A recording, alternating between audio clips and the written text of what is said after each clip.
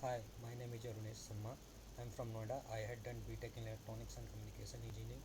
I had more than 6 years of experience in telecom domain, but due to some personal reason, I had to left the job.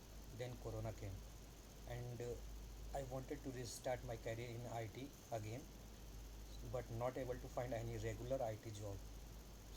Then one of my friends suggested me about eVision Technoserve. Then at eVision I took 6 month on-job training in networking. After that, they provided me a job as desktop support network engineer at one of their client. Then now they help me to get a new job in IT domain as desktop support engineer at EXL with 2.5 to LPA as package.